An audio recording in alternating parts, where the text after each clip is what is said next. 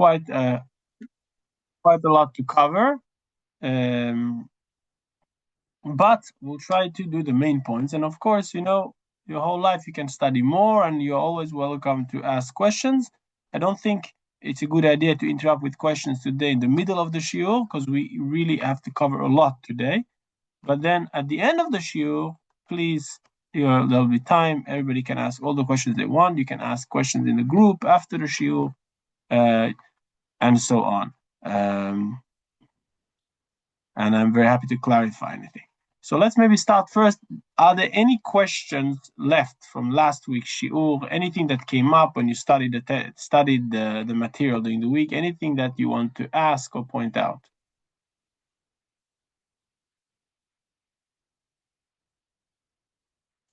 Okay, nothing. So we covered the laws of bishul. We discussed all the different things. We discussed what is bishul. We discussed the difference between liquid and solids. We discussed the three different kelim, kli rishon, kli sheni, kli shlishi. And we touched a bit also on different types of cooking. That was basically it. Actually, just now, this last Friday night, I had a very interesting question. I'm here in Manchester now by my in-laws. We're having the meal of the Shabbat, and we had an interesting case brought to the table. We had a crumble, like a dessert, hot, and pour on it cold custard, vanilla sauce. Yeah. So you tell me, you've studied now.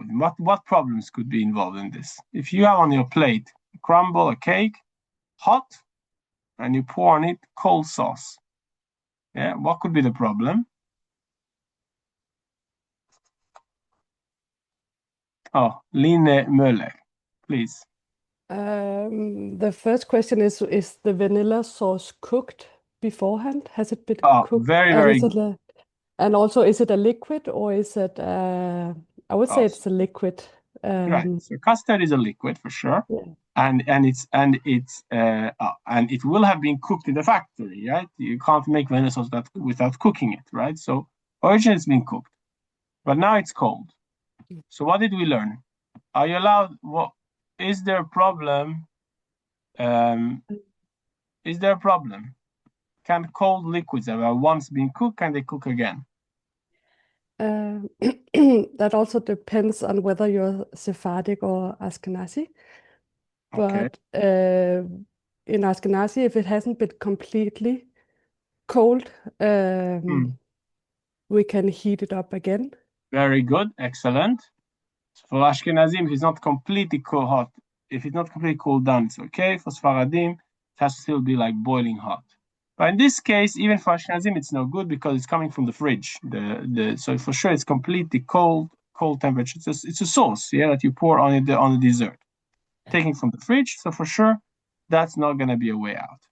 Now the question is, so for sure you will not be able to pour it onto the cake if it was still on the hot plate, because that is kli rishon, right?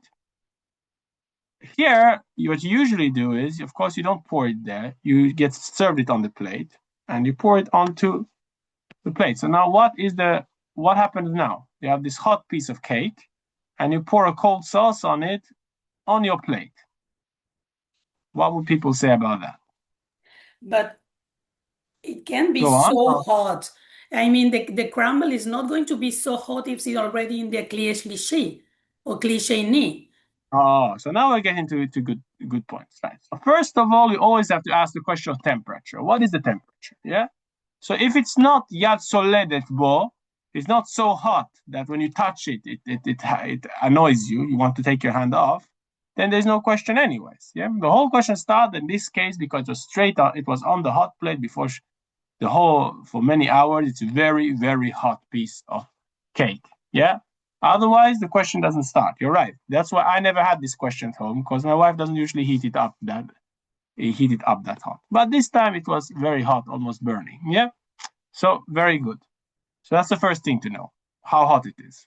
Then you mentioned kli. Which kli is it in? Even if it's very hot, So, Kli Rishon for sure is forbidden.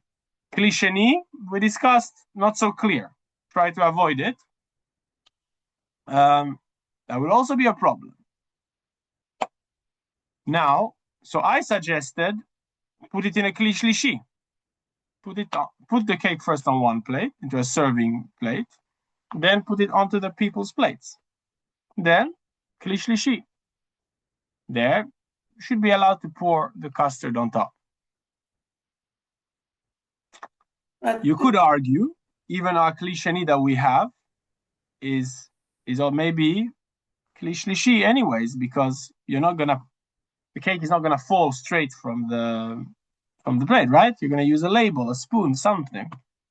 So that's a machloket. The difference are agreeing whether the ladle is Kli Sheni or not. So definitely the safest would be put it on the Kli Shlishi, then you pour the sauce on top of that.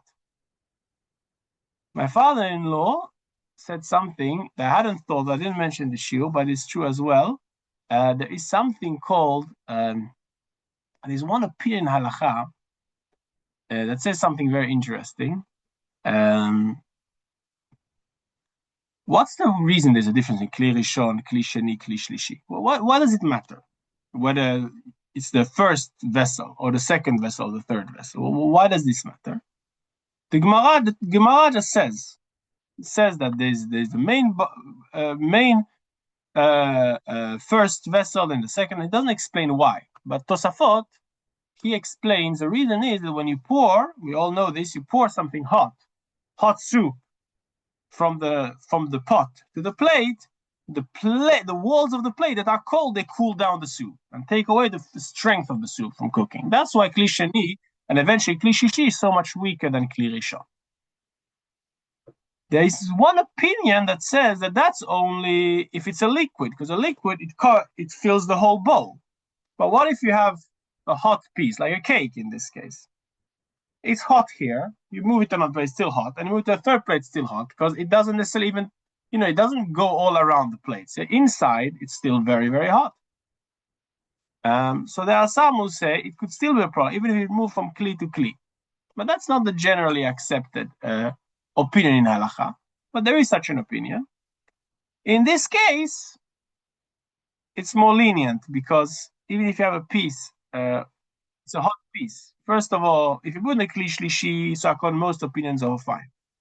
If you want to say it's still a problem because it's a solid piece and it doesn't actually lose that much temperature, but then I was looking today at the notes of my teacher in yeshiva, Rabbi Feld, points out another interesting thing, that actually the whole thing of recooking liquids, as we explained, is that it itself is a big machloket, a big argument. Yeah? In halacha, we take on that it's a problem, but there are many opinions that say there's no problem at all in reheating liquids. Once it's cooked, it's cooked. So when you have when it's just different stringencies, then maybe you don't need to worry about all of them. But halacha lema'aseh, if you have this case, what I would say you put it in a Kli Shlishi. That means you have the cooking thing, put the cake onto the Kli Sheni, and then from there to the Kli Shlishi, and then you would be able to pour cold custard. Then you would be quite safe. The best thing would, if you can wait a bit, that it's not that hot, depends how you like your food, then of course then you would avoid all problems.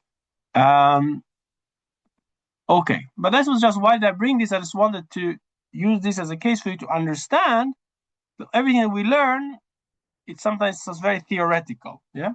But these are practical things that happen the whole time. I knew somebody who told me that they had a custom in their family that they're very careful. Like they serve the salad with the cold fish. When they bring the hot food, no salads, only cooked vegetables. But once you put salads, then you get all sorts of questions. You put the salad next to the hot food, to the boiling hot food, and then it could cook the salad. Again, you have to know if it's Kli Sheni, Kli Shlishi, what is happening. But just to realize all these issues. Okay, one important point I want to make at this point is sometimes some people will say, "Oh, it's so complicated, hot food on Shabbat, so I'll just eat cold food and life is easier." You should know that is a very big mistake for two reasons. First of all, it says in the Isaiah, Yeshaya, what about milk and coffee? Okay, good question. Let me just say what I'm saying, and then I'll take your question. Okay, so very important for thing for you to know. It says in the Isaiah says, Yeshaya, the prophet, he says, "V'karat al Shabbat oneg." You shall call Shabbat a pleasure. Shabbat is meant to be enjoyable. So if Shabbat becomes a day of suffering, it's too complicated to worry about the lights, I just won't have lights. And it's too complicated to worry about having hot food, so I just won't have cold food. And Shabbat becomes a suffering day, then you're losing something very, very important. You're losing the whole mitzvah oneg Shabbat. Yeah. So that's for sure. Once you learn the halachot, and you'll see it starts complicated, but when you put it into practice, you will learn that and it becomes second nature to you. So it's very important to have hot food on Shabbat. For Shabbat to be an enjoyable, good day. Second, there is another interesting reason why it's important to have hot food on Shabbat. If any of you have ever heard about Sadducees, Tzidukim, or about Karaites, Karaim, there were certain groups, both in the times of the Talmud and then later in the Middle Ages, who said that they were accepted the written Torah, but they didn't accept the oral Torah. Yeah, because God told orally to Moshe. They didn't accept its validity. And these people, they would interpret the verses in the Torah the way they wanted, not the way the oral Torah tells us what the verses really mean. And one of these things that they used to say when it says in the Torah, Lo tevaru esh bechol moshvotechem b'yom HaShabbat, shall not light a fire in any of your homes on the day of the Shabbat, they would say, oh, okay, so then there's not allowed to be a fire in your home on Shabbat, right? Which is not what it really means, right? We know from our Chachamim that what the Torah is saying is not to light a fire on Shabbat. But before Shabbat, you should light a fire. And actually, the Chachamim made a special mitzvah of candle lighting. You should have light in your home.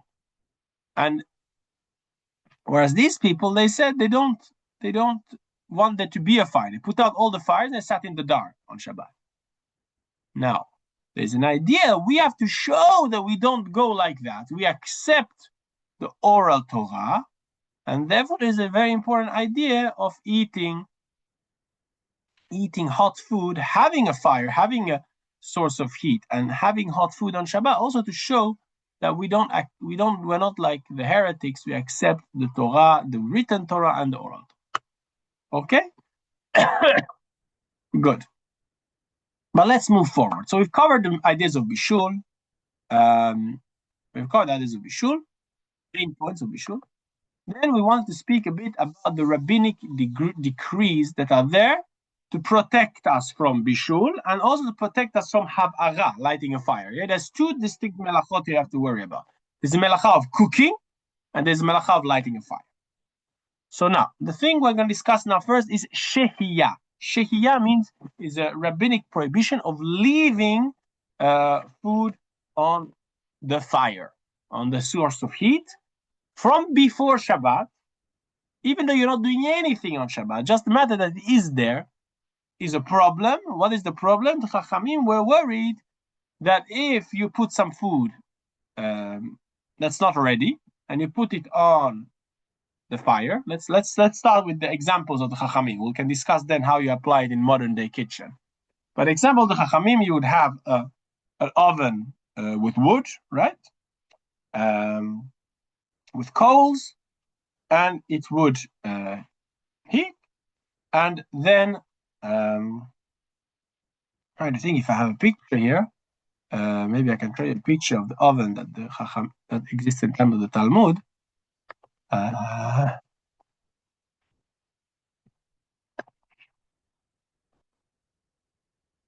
We find one online.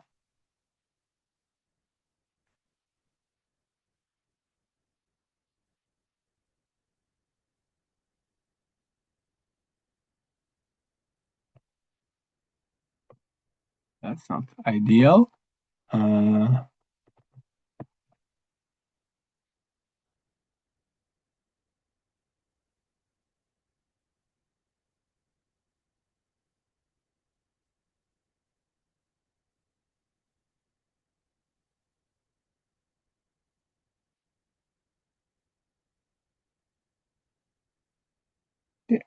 Okay, I don't have a good picture now on the spot, but basically they would have, it would look a little bit like this. At the bottom was the coals, the wood, whatever they use as a fuel. You go to the top. At the top there's a little hole. Yeah. So you could put the pot there on top if you wanted to cook there, or you could put it inside the whole structure, inside the whole oven, depending what sort of cooking you wanted to do. Right? So they were worried, the Chachamim were very worried that if you would put the pot somewhere there, and it's Friday night, and the food is not ready, you're gonna feel very, very stressed. You know, the men are coming back from the synagogue. When are they coming? There are guests coming. I don't know. Is the food going to be ready? Is it not going to be ready? Oh, it looks like the fire is getting weaker. You're going to have a very strong desire. Now I'm going to move the coals. Let's put that piece of wood a bit closer to the fire. Let's clean a little bit that thing. This is, of course, anything you do to make a fire stronger is a prohibition of havara, of lighting a fire on Shabbat, Torah. Any small action you do to weaken the fire is a prohibition of mechabe, of extinguishing on Shabbat. Right? So these two, this was very big worry for the Chachamim. So they made a prohibition called shehiyah. Shehiyah means you don't leave any food which is not cooked on the fire from before Shabbat. You don't leave it on there.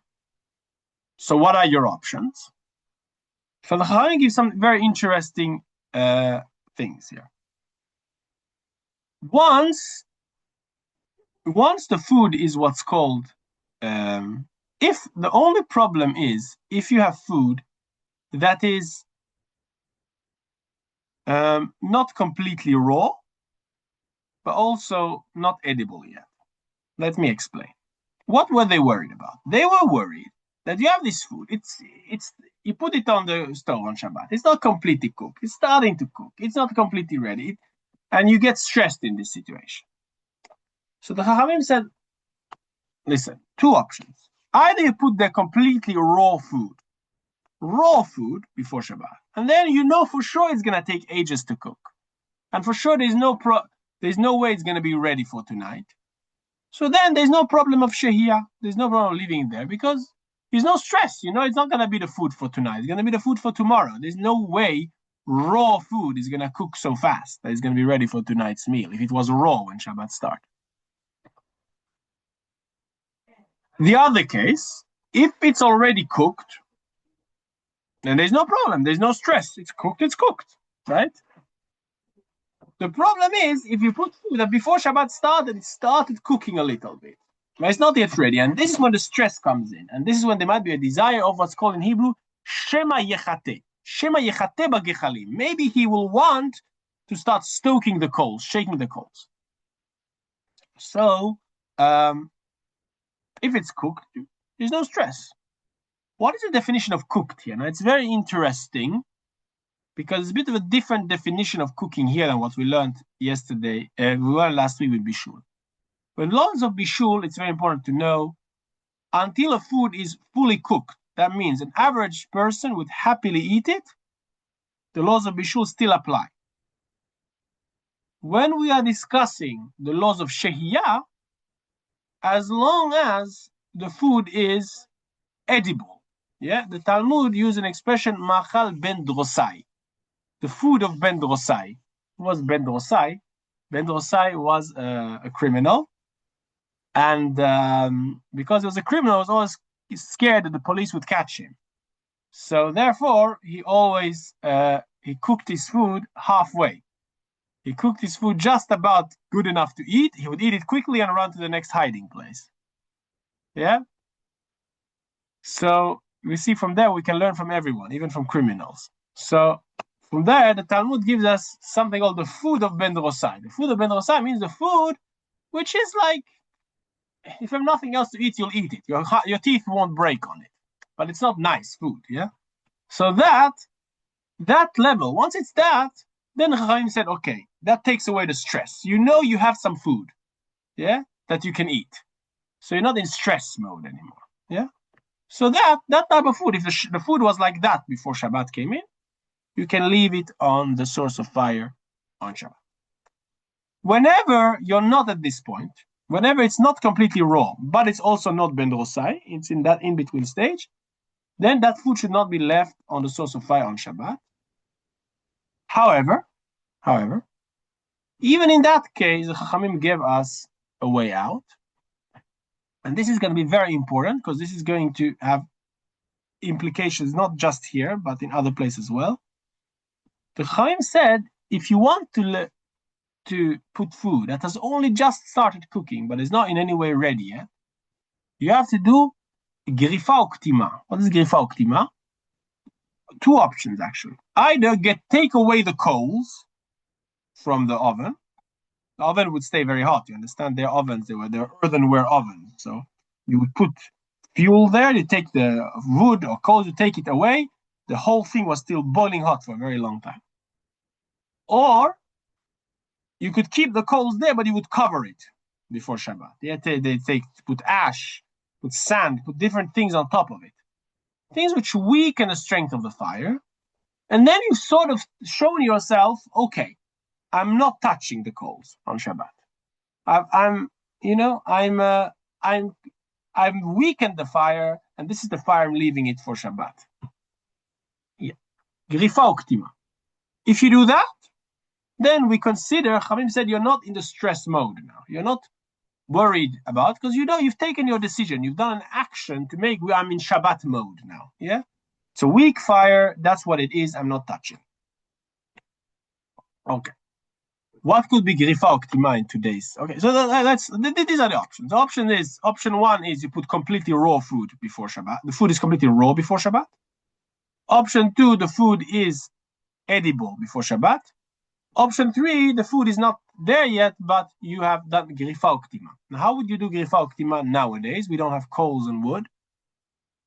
So, what are the options nowadays? So, to tell the truth, an oven is not very ideal for Shabbat. It's actually a big problem because there, besides all the problems we discussed of shehiyah, chazara, they're a very simple problem. Our ovens have a thermostat. So when you open the door of the oven, if it's not, that brings in cool air and that makes the oven work. So actually you could literally transgress a melacha of Shabbat of turning on a fire just by opening or closing the oven at the wrong time, right?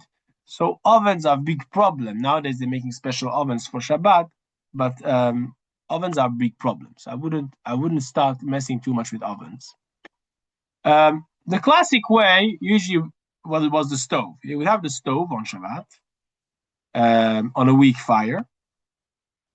That was the classic way until before hot plates came, the electric hot plates. We would put the stove on a very low flame for Shabbat, and then you put a piece of metal to cover the stove, yeah, or some foil to cover the stove.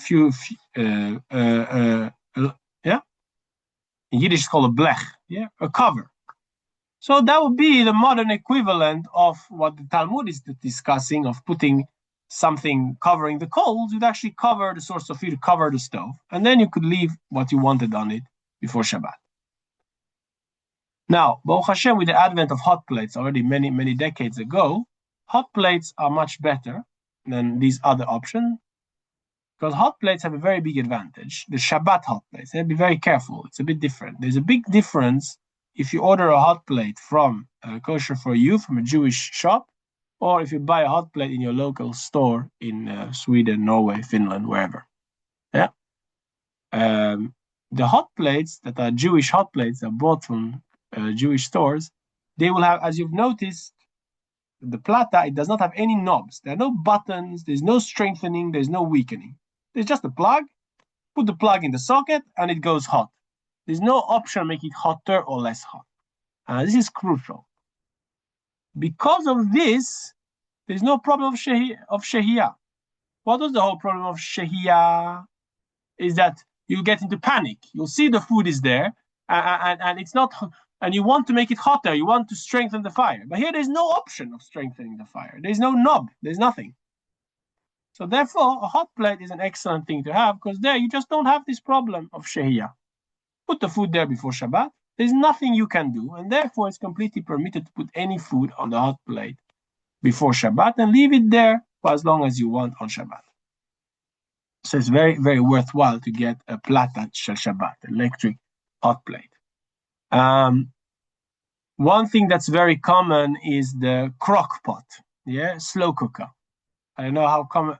I would think, it's probably nowadays quite common. In all the countries nowadays, you all know what it is. This big metal electric thing. Inside there's an earthenware container, and people will cook different things in it. But in the Jewish community, often people put their cholent, they put their stew food there. They put the plug in. You turn the knob. There's different options. Usually heating, like hot, warm, off, whatever it is, and you leave it on. And then on Shabbat lunch, you take it out and you have it already cholent. So there you have to be careful, because there is actually a knob.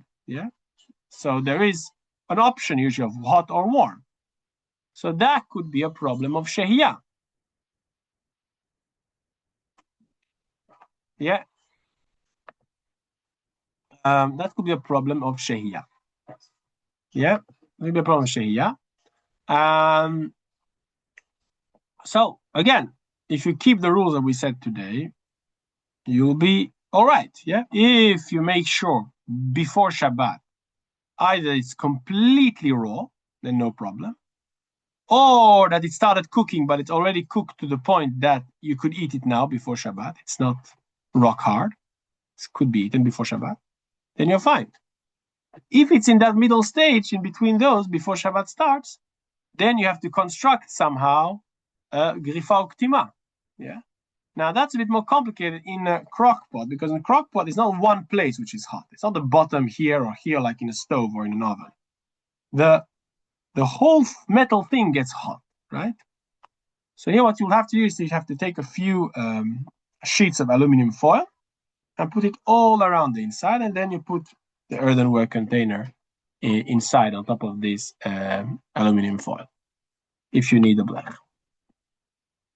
Okay, but those are the rules of shehiyah. Okay, shehiyah, completely raw permitted, before Shabbat permitted, half cooked before Shabbat permitted, or more obviously.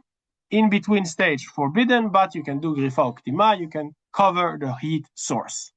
Okay, that's that. Next, chazara. So the next thing the Chachamim forbade is chazara. So when we're discussing shehiyah was all about doing something before Shabbat and leaving it on the fire.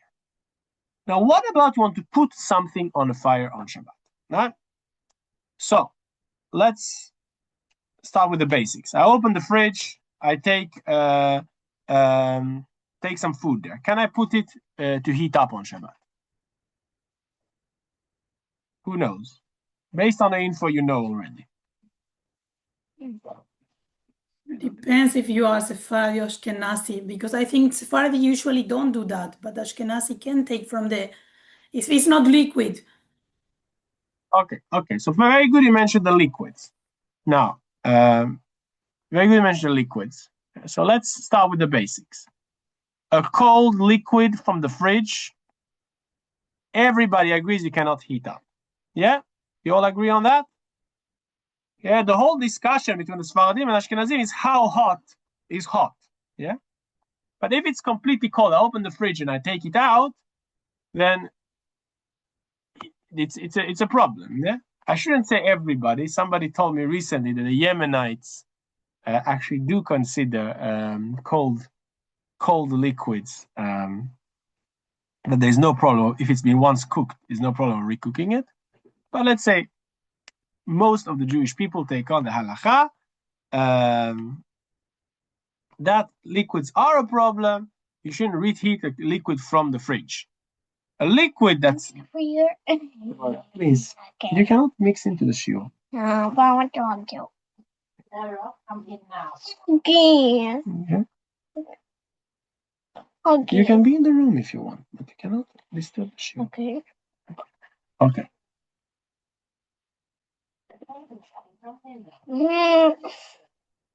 What the hockey? Hockey. Okay. Where your knees behind? Come on.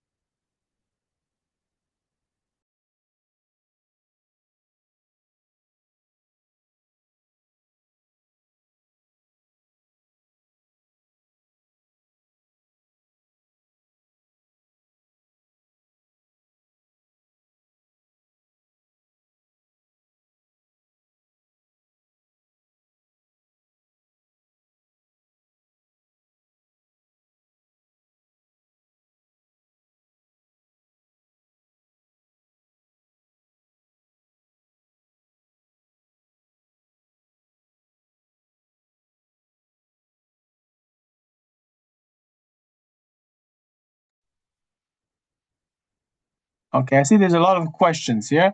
Can I just before we get before we sorry, I need to recap what was. I'm sorry about that little thing. Let me recap what we were saying. We're discussing the liquids and the salt. Right. So I was just saying we all agree you cannot take a liquid. You cannot take a liquid from the fridge and reheat it. That's absolutely no. That's a bishul. Yeah, that's from the Torah. Okay. Pauli, Alexia, you have a question? Yeah, please. Yes, thank you. Do you hear me? Yes, I can hear you. Okay, good. I was a couple of times weekend Shabbat with the Sephardi Jews, and if I remember correct, they had their oven all the time on during the Shabbat. But I cannot remember, did they took their food from the table or the fridge and heat it up? And also hot water, they had a small boiler on a table, and there was a thermostat, of course, heating it up and keeping it hot all the time. Very good. So we'll get to all different. We'll have to go through the appliances a bit more in detail. Okay, what we do with the different types of appliances we have in a house, how to work them. Okay. I'm happy that you mentioned the Shabbat urn. Yeah, the Shabbat kettle. We have to go through that as well. Okay, but yeah. Ovens have issues with them. They can be worked around with, but I wouldn't recommend trying to play too much with the classic oven. Huh? I think in Israel you can get a special oven that'll have the Shabbat mode or something. But a normal oven, you will run into issues. It's not so simple. Well, what will be the halacha? If you open it and like you said, it strengthens the heat, it weakens the heat, you can get into really big question. Maybe it's not directly your action, but it's inevitably going to happen. It's definitely not something that I would recommend on Shabbat, unless you have a special oven made in Israel that has a special Shabbat mode. But let's concentrate on what we're discussing now. Yeah. So a liquid that's out, you cannot heat a liquid from the fridge. What about solid? Yeah, I take a cold piece of schnitzel or cold potato, pasta, whatever, completely cooked, dry piece. Sorry, Line Möller, you have something related to this? You want to ask? I was just going to answer. I thought you asked. Okay. So a solid, dry food that's cooked, as we explained last week, there's no biblical problem from the Torah. Yeah, it's cooked. Yeah, so there's no problem from the Torah. However, the Chachamim were very worried that if we get to a point where people knows they didn't have fridges, but people take food on Shabbat and put it on the frying pan or in the oven or whatever, it will look very much like cooking. Because who knows the difference? You have to be very, very expert to know this, right? If it's a little bit raw still, then it's cooking. If it's completely cooked, it's not cooking. So it's very, very dangerous waters to allow everybody to just do this. But then the Chachamim made the rules of what is called Chazara. What is Chazara? Chazara means returning. Yeah, we don't take food and put it straight onto the hot plate or onto the stove suddenly on Shabbat. It is completely cooked. But under certain circumstances, we allow something called chazara, returning it. Yeah, that means it was on the fire earlier, it was on the source of heat.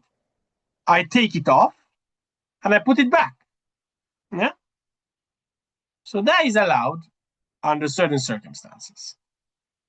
What are the rules? What do you need to have in order to allow chazara? So first of all, the first thing is you have to make sure you're not breaking any laws of the Torah. Yeah. So if it's a liquid, as we explained last week, for Sfaradim it has to still be very, very boiling hot, 70, 80 degrees. If it is Ashkenazim, as long as it's still more than room temperature. So that's the first thing. Make sure you're not breaking the laws of the Torah. Then you have Tnaim, you have conditions of Chazara. Yeah. The Chachamim wanted it to be a Chazara, returning it on the fire, not that you're making a new fire, right? Not that you're starting cooking from zero. It looks like cooking. It's very clear to everybody that you're taking it out and you're putting it back. So, first it has to be grufa or ktuma. Like we explained, that has to be done in a way there's no way you can stoke the coals. Like we say, you remove the coals or you cover the coals. Nowadays, you could cover the stove with a metal sheet, or as we said, even better, you have a plata, have an electric hot plate. That's the best option. So then you don't even need anything because there's nothing to stoke, there's nothing to change, there's no way to change the temperature, either it's on or off. So then you could do chazara. What are the rules of chazara? So the Sfaradim here are a little bit more lenient.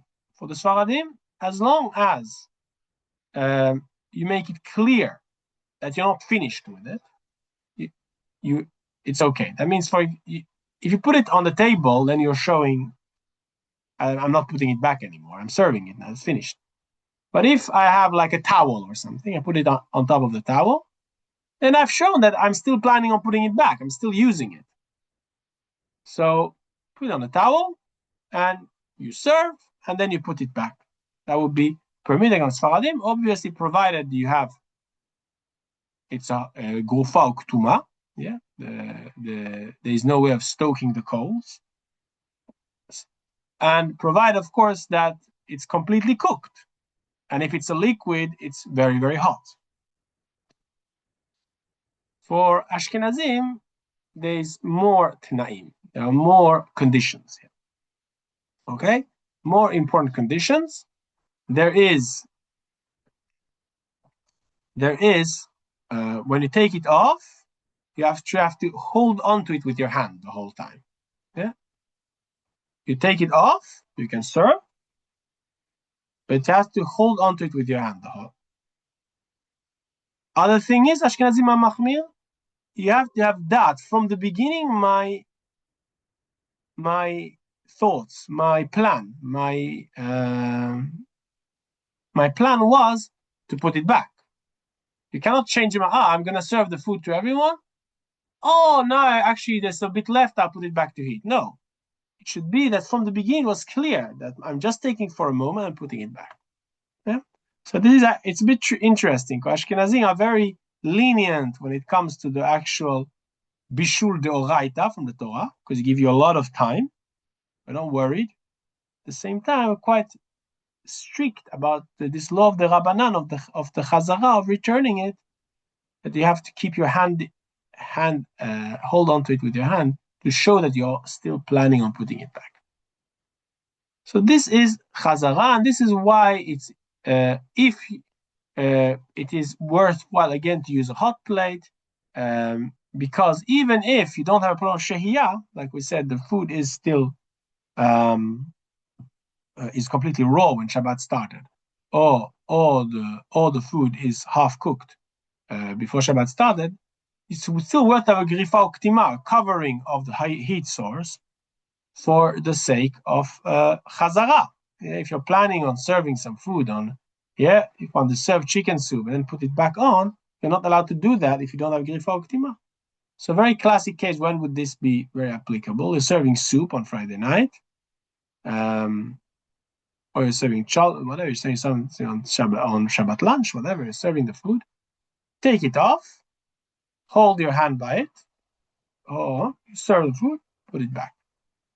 That is chazara. There is one, I said that usually you cannot put food from the fridge or from anywhere else straight onto you cannot put it to reheat on Shabbat. Even if it's completely cooked, there's no problem deoraita, there's still one of derabanan that it looks like cooking. The only way, like we said, was this chazara,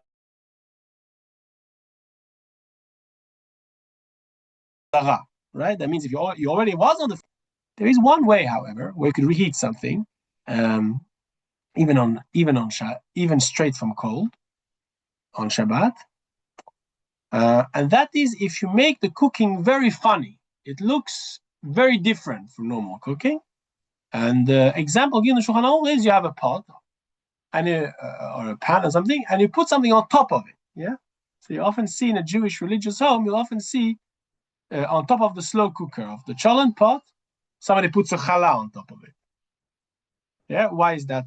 Yeah. So it could be a challah from the bag, or it could be from the freezer. Yeah. A challah, of course, as we all know, is already. Yeah. Shabbat food can be frozen. Yeah. So you put it on top of the pot. So that is the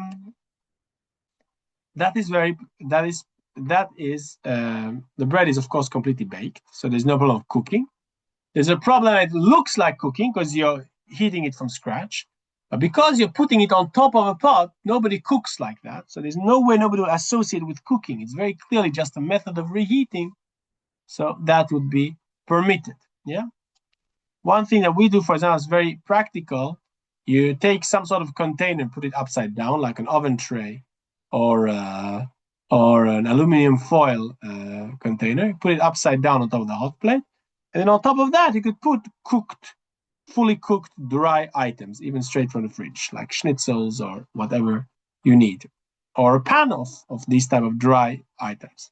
So this way you could heat a kugel, you could heat a schnitzel, you could heat up a piece of salmon, whatever you want, as long as it's dry and fully cooked before Shabbat. And as we said, you do it in a funny way. You don't do it in a normal way. You put it on top of another container or something. So these will be the laws of Chazara. There's something that's less applicable, but there's a third rabbinic prohibition called Hatmana, also worth being aware of.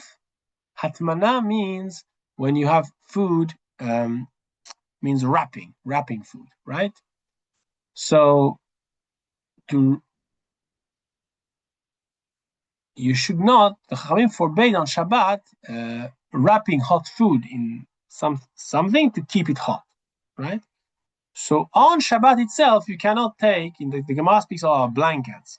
Know how many of us nowadays would use blankets, but you know, whatever it is, you take some sort of cover or foil or something, and you decide to wrap something around it on Shabbat to keep it hot longer. Yeah, that would be forbidden. You can do that before Shabbat. You shouldn't do that on Shabbat. There's one type. It says in the Gemara, if you wrap it in a way that the wrapping increases the heat, then you should not even do it before Shabbat and leave it like that during Shabbat. Yeah, the Gemara talks about putting a pot inside ashes and covering with ashes from all that. It's not something we really do in our kitchens nowadays. One case where it could be practical is if you have a pot on a stove you have it on the hot plate, let's say, for example. So then, if you wrap it from all sides with a blanket, even if you did that before Shabbat, it will be forbidden because of hatmana, because then you are wrapping it from all the sides. You're doing hatmana, and it's also strengthening the heat because there's a heat source at the bottom. So then that would be hatmana bedavar hamosif hevel, which would probably be forbidden even on Shabbat, even before Shabbat. You see, sometimes I even got as a present these sort of big blankets. That some people, I've never felt so much a need for it. I've never used them, but some people I know, they keep the food hotter or something. They put on top of the food that's there, that's on the hot plate, they put a big blanket. It says Lechvot Shabbat v'Yom Tov. I have to be careful with that. It's not so simple. If it's going a bit further away from the pot, it's okay. Yeah. But if it wraps all around it, and that is really hatmana, which should be forbidden on Shabbat. Okay. So these are three things to be aware of. Again, there's a lot to study here, just giving you to be aware of these three rabbinic provisions. Sheya, leaving something on a fire. Chazara, returning it on a fire. Hatmana, wrapping something for the heat. Okay. We need to speak about quite a few more other things, but this could be, yeah, okay. Let's discuss a little bit the appliances we have at home, right? Most of us. So as I explained, oven has issues because of thermostat. The stove is obviously an option. The plata is a very, very good option. If you have, I would recommend everybody to get a Shabbat hot plate. The crock pot or the slow cooker is a very good thing to have as well. But there, as we said, you have to think about what you're going to do. If you're planning on doing chazara, taking out, putting it back, or if you put food there that's not completely raw but not cooked yet before Shabbat, you have to make sure to put some aluminum foil between the earthenware container and the heating element. The Shabbat urn, the Shabbat kettle, as we call it. Now, this is very important. You mentioned there, Pauli, about the thermostat in the kettle. So it's a really, really good point that you made, that you should order it from a Jewish place and get a proper Shabbat kettle. Because if you buy something similar in a normal shop, a normal kettle, exactly like you said, Pauli, it will have a thermostat. That means when you open the kettle, hot water comes out. The thermostat will realize there's less water in it, and will start itself changing and start reheating or cooling, whatever it is. Yeah. So you actually, when you open and close the tap, you're actually affecting the heating system, which you're not allowed to do on Shabbat. If you buy the special Jewish ones, where it says it's made for Shabbat, those are different. They don't. When you open the tap, that does not affect the system at all. Here you said you don't find in Norway. You can order from Kosher for You. I don't know, from Belgium, you can probably order this sort of stuff. If you buy a Shabbat kettle, so Shabbat kettle is made especially like that. So when you open the tap, it will it will not affect the system. Rather, the way it's made is it's like on a timing system, that after a certain amount of time passes, it starts reheating itself again. And then it goes off, and then after some time, it reheats itself. And whether you take our water out or not, it does not affect the system. That's how a Shabbat kettle works.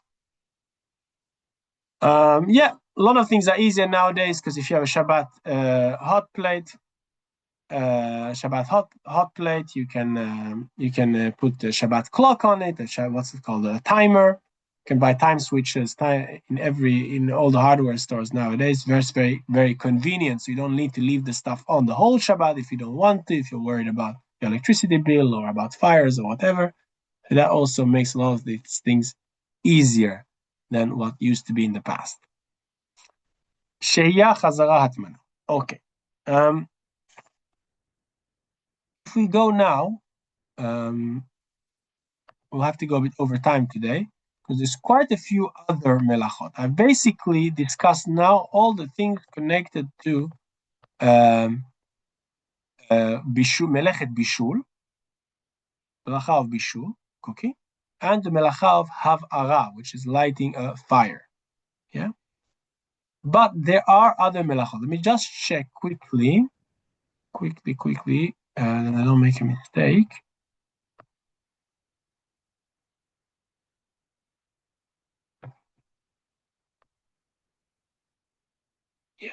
Yeah. This. Yeah, kitchen and food preparation. Yeah. Okay. Yeah. So we have to try to move a bit faster and look a little bit at other things. So if we go back to the Mishnah with all the melachot we started with.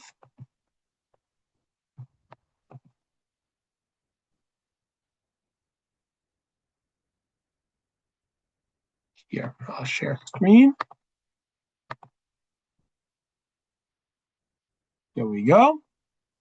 So we discussed cooking or baking, it's mentioned Mishnah, but cooking is the same thing. And we discussed extinguishing a fire and kindling a fire. But there are other melachot that could also apply when it comes to the world of cooking, of making food and in the kitchen on Shabbat. Yeah. So this sowing, plowing, that's in the field. Okay, that we don't discuss. I don't think any of you are farmers, or if you are, you know that you're not going to do any farming on Shabbat. There might be issues if you have plants at home, but that's not our subject today. No threshers. Who knows? So I think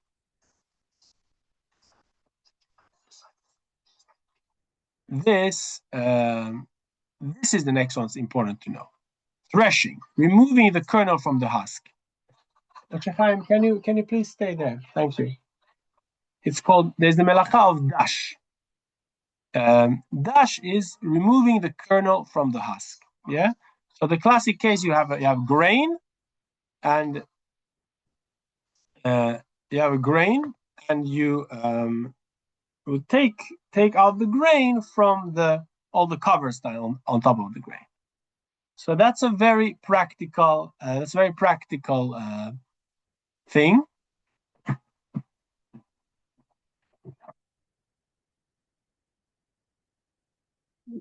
Very practical thing to be aware of.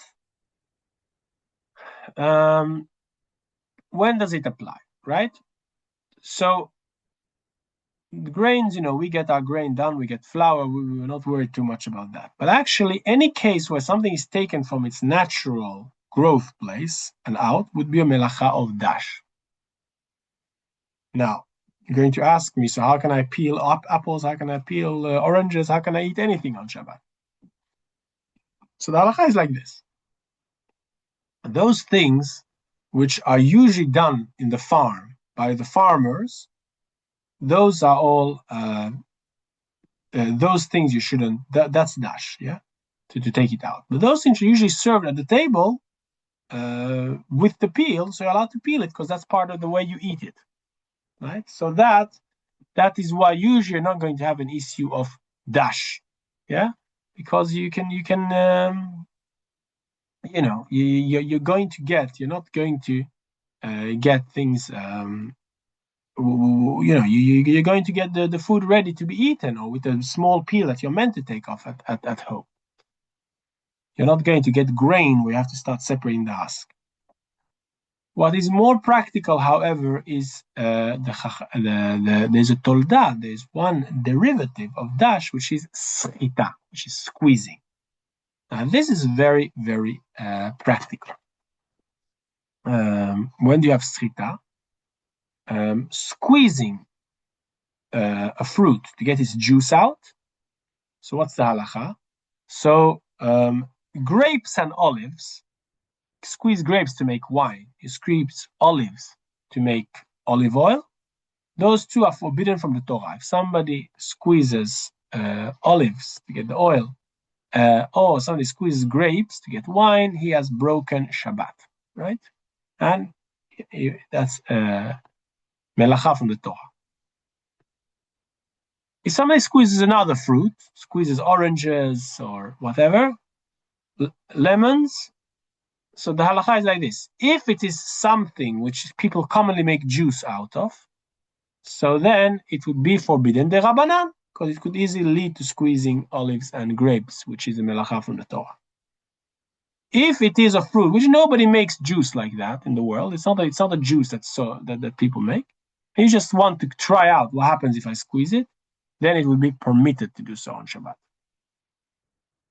Nowadays, there's such a huge amount of different juices. I don't know if you'll even find a fruit that nobody squeezes, because you have watermelon juice and prune juice, and shop sells all sorts of interesting juices nowadays. I remember, I think the reading one book that I think time the Gemara, if you squeeze apples, nobody squeezes apple. Of course, now the apple is just one of our most common juices. So basically, you shouldn't be squeezing fruit on Shabbat for the juice.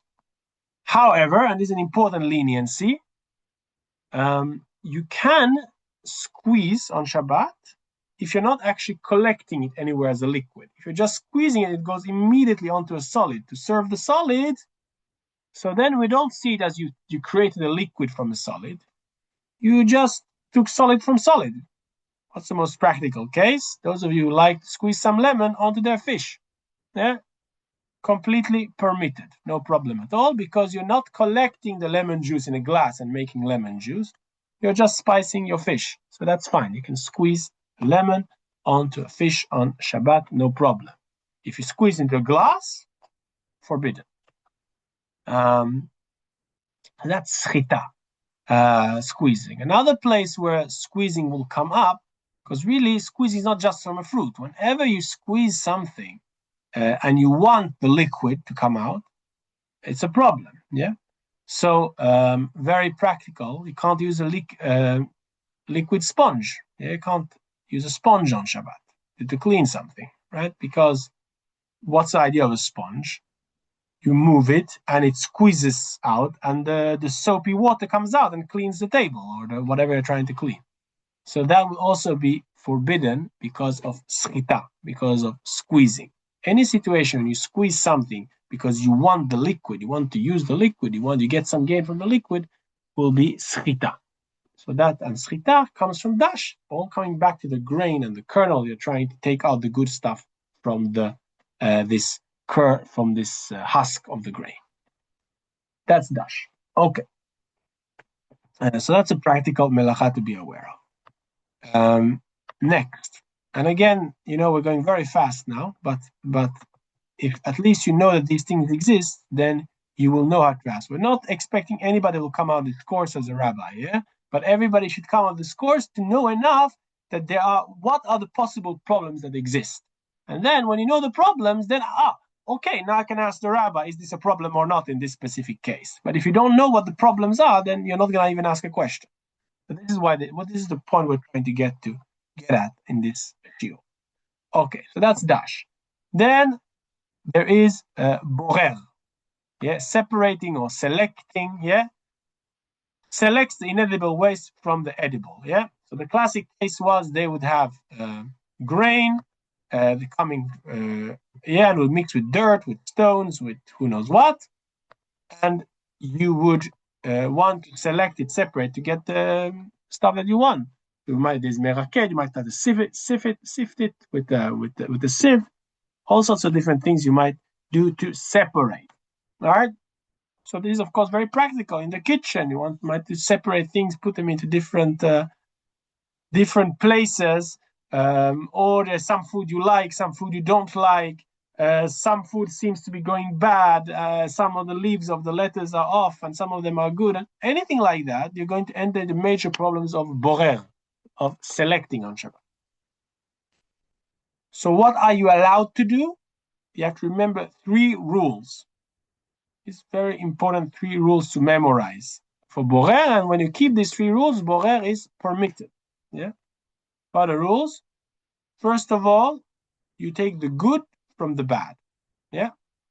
Let's say you have rice and peas all mixed together, and let's say you hate rice and you love peas. Yeah. So you can take pea by pea and put them on your plate and eat them. You cannot put the rice away somewhere else. because that would be taking the bad from the good. You can take the peas, either put them straight in your mouth or put them on a plate to make yourself a plate of peas and start eating them. Take the good from the bad, first rule. Next rule, you're not allowed to use any sort of selection or separation tool. You can use your bare hands or you can use a fork and knife, but you cannot use any sort of item that's meant for separation. A sieve, a peeler, that's meant, any of these items which they're made in a way to facilitate, a spoon which has holes in it, anything like that, where the point is it's created especially to separate things, that you would not be allowed to use on Shabbat. If it's not meant for that, if it's just an extension of your hand, like a fork or knife, that is fine. The third one, it has to be for immediate use. Yeah. Even if you kept the first two rules, let's say the case of the rice and the peas, and you collect the peas that you like in a plate, but you're doing that because you're planning on having a meal in 3 or 4 hours. It's forbidden. Yeah. Only if you're gonna eat now. Yeah. So you keep these 3 rules, taking the good from the bad. You're not using special selection tools, and number 3, you are eating it's for the meal that you're going to eat now. Then it's not considered separation or selecting anymore. It's considered normal eating. This is the way people eat. Sometimes you need to do certain little things in order to be able to eat, but it's eating. It's not a melacha of separation and selection. Melechet borer. Yeah, very important melacha, and very easy melacha to fall from doing something that's completely permitted, drop in something that's completely forbidden from the Torah. Because if you miss one of these 3 rules, you're actually doing a melacha from the Torah. Right. One exception is important. You're allowed to peel a fruit, even though you are actually taking the bad from the good. But that's because that's the way you eat it. Yeah, obviously, the Torah forbade melachot on Shabbat. Torah did not forbid eating on Shabbat. Yeah, but otherwise, the other 2 apply even when it comes to peeling. You have to peel because you're going to eat now, not because you're going to eat later. And you won't be able to use a peeler. You'll use your hands or a normal knife. That's borer. Tochen, yeah. So let me share again. Tochen. We know, select, grind, yeah?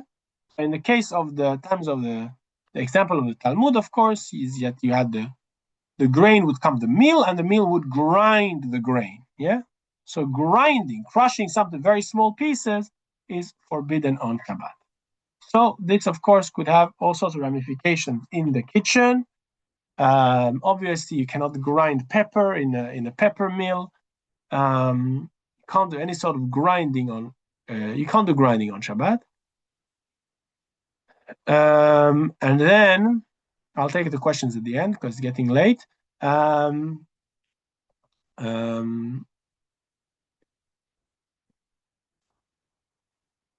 that would be that's an issue.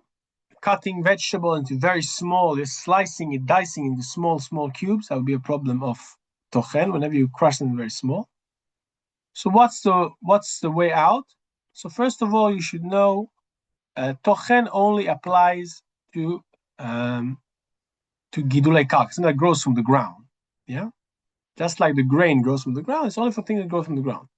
There is no tochen if you're crushing, if it's meat or if it's fish or something like that. That's not the melacha of tochen. If it's something that grows from the ground, potatoes, cucumbers, whatever, like anything like that. So when you cut, try to make the pieces maybe a little bit bigger than what you're used to doing the week. Yeah, not much dicing in tiny cubes. If it's a little bit bigger, then it's completely permitted. If you need to crush, the place where this comes very often into practice when you have little children, little babies who can only eat crushed food. Yeah. So there you want to mash it, you crush the potatoes, crush the carrots. So there, it's permitted as long as you should try to do it a bit differently.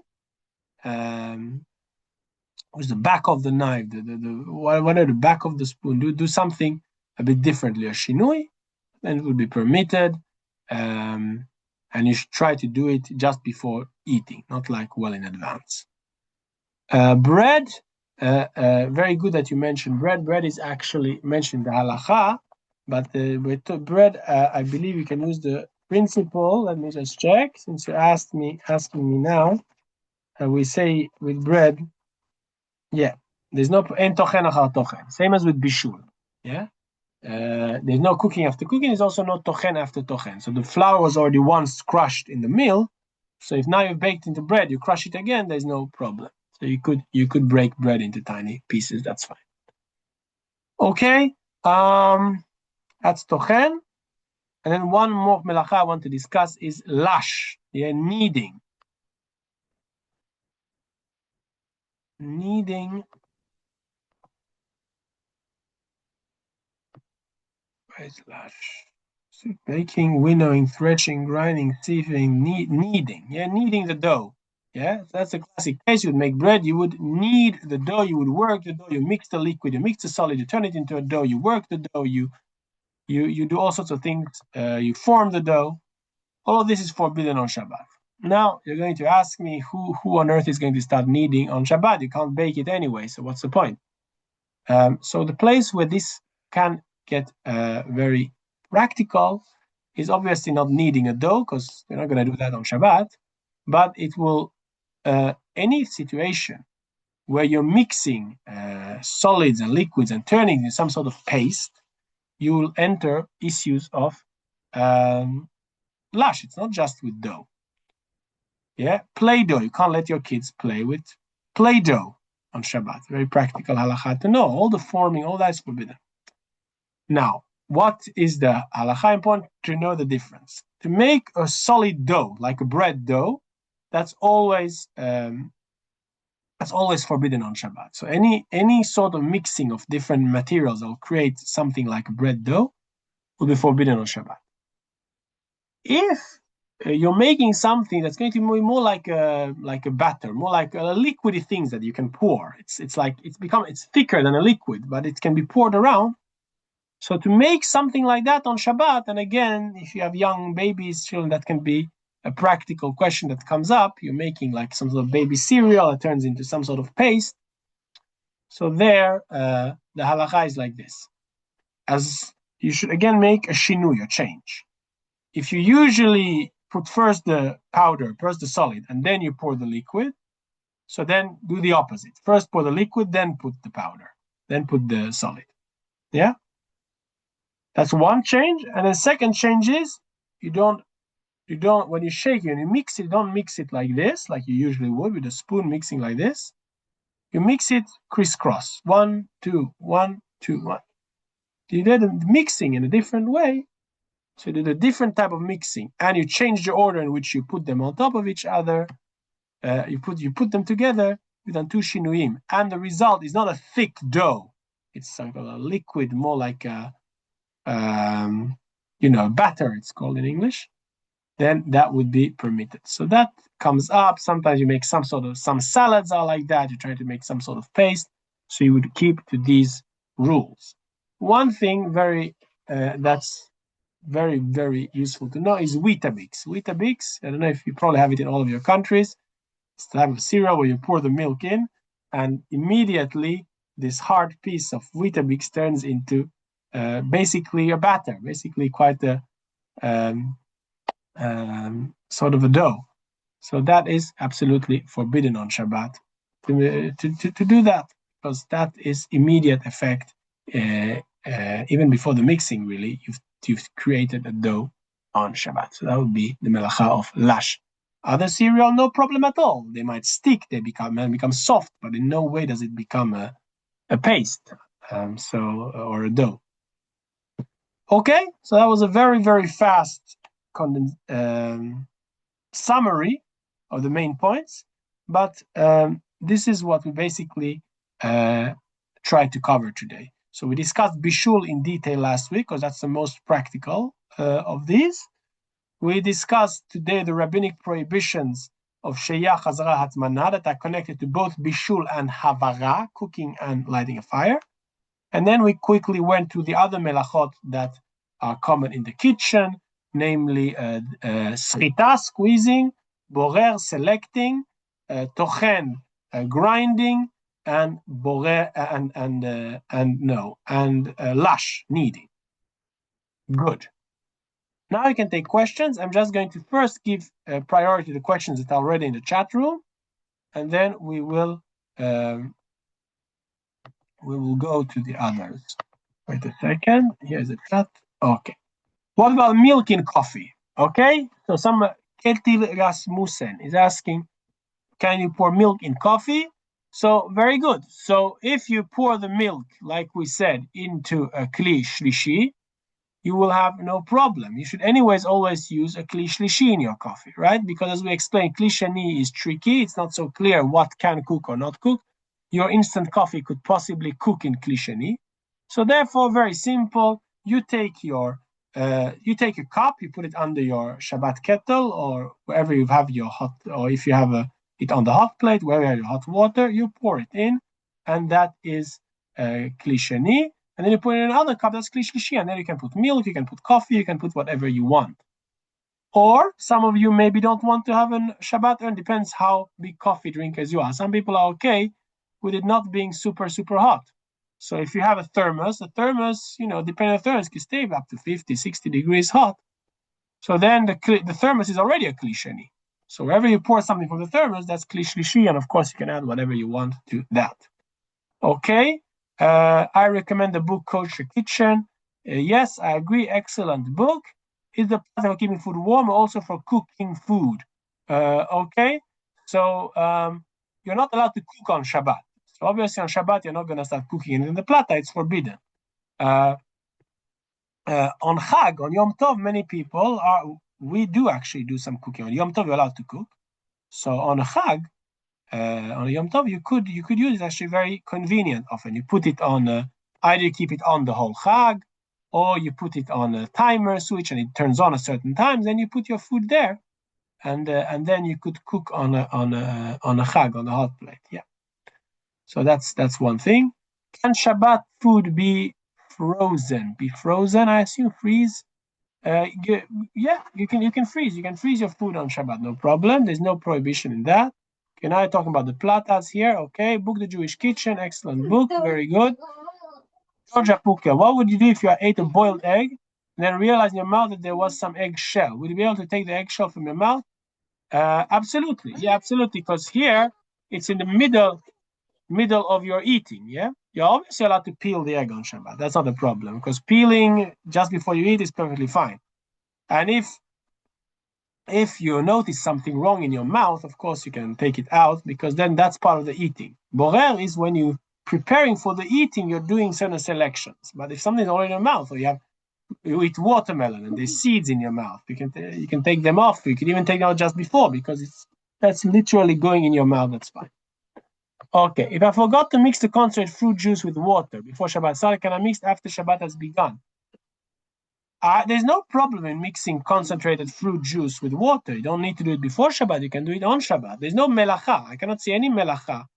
I'm not sure what the question is, because I cannot see any halachic issue with mixing water and juice. Yeah, it's not forbidden. Yes, there's no melacha of mixing water and juice. There is one very, very minority opinion that's worried about colors. Yeah, and that's why some people have a stringency. And if they have if they have water, they don't pour juice in it. If they have juice, they pour water in it. Yeah, they're always that way around. And that's because when you're making a dye to color something, then you would have first water and then put in it dye bit by bit, depending how strong a color you would want. That's related to the melacha of tzoveh, of dyeing, of making a color. But most opinions take on that halacha does not apply to food items. So generally speaking, there's no reason why you shouldn't mix water and juice concentrate. Okay? Is tohen bread, I mean in small plate? That already answered. Good. Okay, now I see a lot of hands up. Ola Vega, please. Yeah, one question. Which book? You just look at one book now? Which book you have? You are looking... I'm looking at different things here. I am using the Shulchan Aruch itself, the Mishnah Berurah in Hebrew. I've been using... I have been using... Moshe Chaim, can you be a bit quieter, please? I'm using a little bit also these Zachor Veshamor books, which actually my teacher in yeshiva, Rav Pesach Eliyahu Falk, Zecher Tzadik Livracha, he gave shiurin on Hilchot Shabbat, and he based on his shiurim, the notes are being collected into a kolesh called Zachor Veshamor. You could probably look in layman's and try to order them. He goes melacha by melacha. So that's why I like his style. Some people, but kosher kitchen also good. Like it depends what are you looking for. I was told by Falk, so that's the way I like to put things in that sort of how would I say? Categories. Yeah, put them together like this way. You look at each melacha by melacha, and then you see. Some people like to see what happens in the kitchen, what happens in different orders, how to put the halachot together. There's a very good book of melachot, the 39 melachot by David Ribiat. It's very big, thick books, but covers a lot of things. There's Shmirat Shabbat, Keilchata in general, which is, I think, pretty good, very good. Shmirat Shabbat, and it's translated into English, into French, and maybe into Spanish as well. So Shmirat Shabbat is a very good book also to get. Okay, Julia Stein. Yes, I have a weird halakhic question, but let me go to the other one because it's so loud. So if it's not allowed to increase or decrease fire during Shabbat, Yes. What did they do earlier? For example, if someone lives in a wooden house that needs to be heated, so the house would remain cold, I assume. Very good question. Excellent. How did it work? Very good. So Shulchan Aruch says that Hakol Hocholin, it says there's a halacha that you're allowed to ask a non-Jew to do something for an ill person. Yeah? If somebody's dangerously ill, his life is in danger, you're even allowed to break Shabbat yourself. But if your life is not in danger, it's normal, you're ill, yeah? So then you're not allowed to do a melacha yourself, you're allowed to ask a non-Jew to do a melacha. And the Shulchan Aruch tells us that everybody is considered ill when it comes to cold. So if the weather is cold, you're allowed to ask a non-Jew to light a fire. Yeah, so that was the normal way how you do things. You would ask, there would be non-Jews would be asked to come and light the fireplace. And that was it. In Helsinki synagogue also, people told me that before they had electricity, there was a non-Jew's job was to come there every Shabbat morning before the prayers, and he would light the fireplace. Yeah, excellent question. Okay. Anything else? I just wonder, I have the book Mishnah Torah, but it's not according to it's not the same like Shulchan Aruch. It's totally different.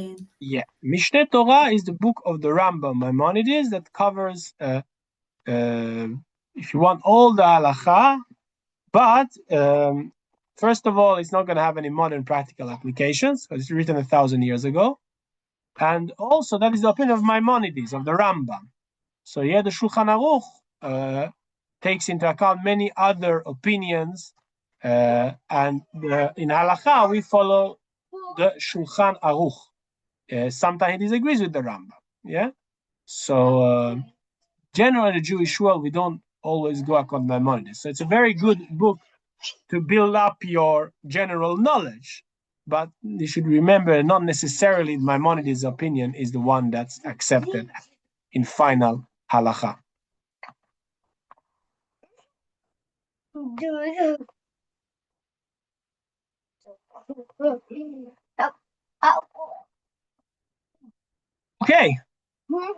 good. So